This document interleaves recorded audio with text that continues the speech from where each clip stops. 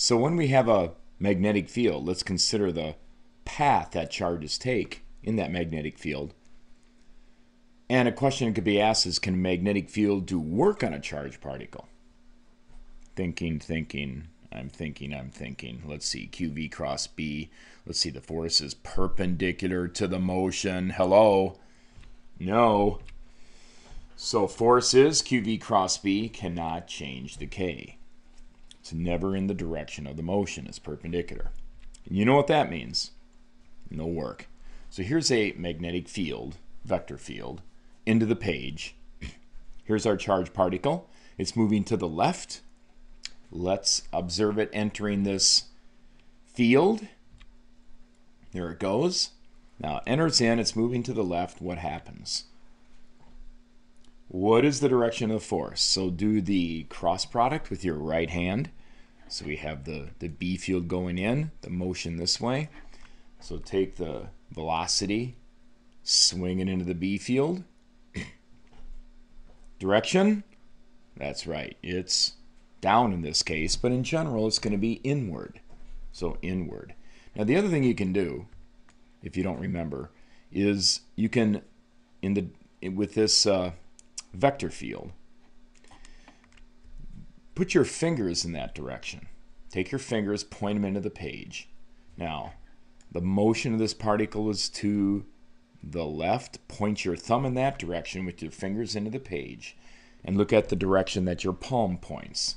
Your palm is the direction of force, and that would be down or inward as it starts changing direction. So there's the force. Resulting motion should be circular. There it goes, around and around in this magnetic field. Okay, it's got some radius r that it somehow chooses, based on the conditions, of course. So actually find that radius and the frequency of oscillation. So to get the radius, the force on the positive particle is QV cross B, and that is QVB, which is the centripetal force to enable that mass to move in the circle. So we have a force on a mass, right? So there it is. R is mv over qb. Not something to memorize. Look how easy it is to derive that from QV cross B, which is QVB, mv squared over r. Very simple. Now the frequency. Let's start with angular frequency, which is v over r. All right, we have our equation for r, so v over r, inverse of this, qb over mv. V's go away, and we get qb over m. So it is mass dependent. That makes sense, because it's the inertia of the mass that has to be overcome by that force. Now, that's omega. Frequency is omega over 2 pi, so divided by 2 pi. We have QB over 2 pi m, which is called the cyclotron frequency. Isn't that a cool term? Notice what it's not dependent on. Doesn't matter what the radius is.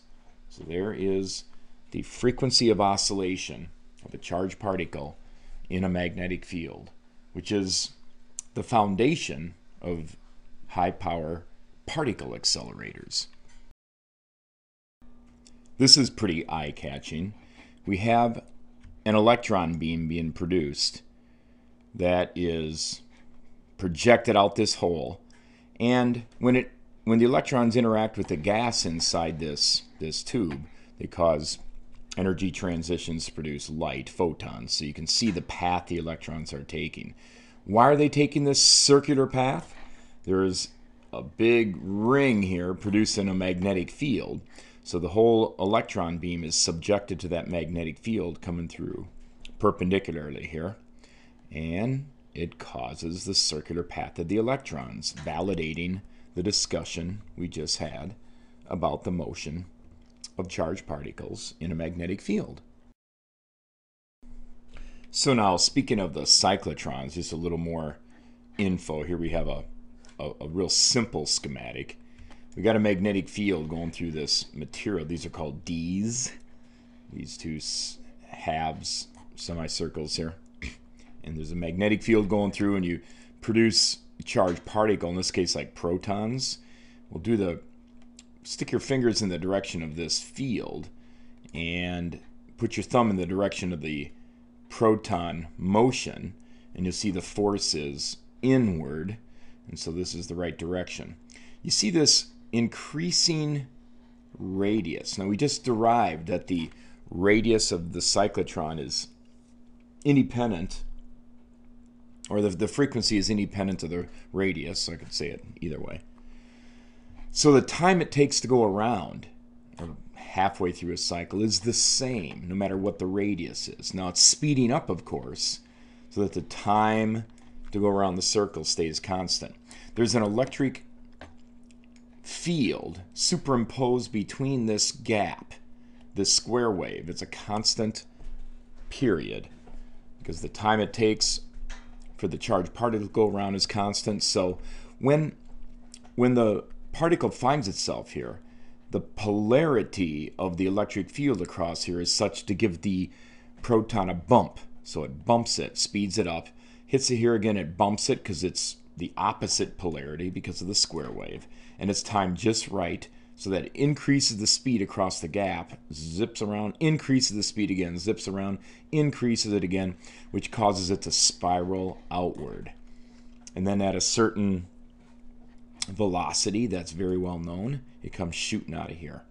So that's kind of the way that a proton beam or a beam of charged particles can be accelerated to any arbitrarily large speed.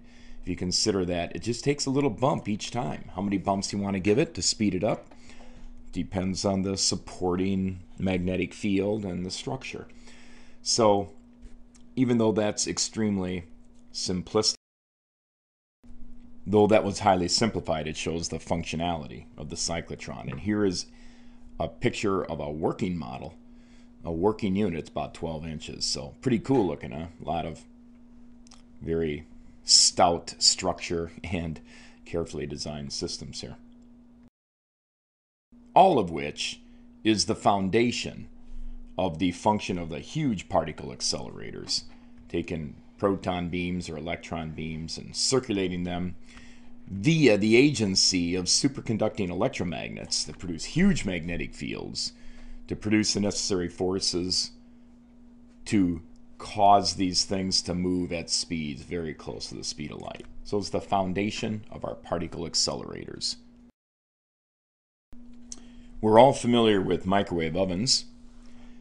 They're producing electromagnetic energy at about 2.5 gigahertz, so that it's absorbed, that energy is absorbed readily by water molecules. Well, the microwave oven uses a magnetron. Kind of sounds a little science fiction-ish, but in reality that's what it's called. So we need the electrons to circulate inside this device to produce the energy at that frequency. So what magnetic field is needed to do such? Well, I'd like you to first look at this picture and decide the direction of the magnetic field. Now you know it's QV cross B is the force. You know the force has got to be directed inward. So figure out the direction of the magnetic field. Can you do that?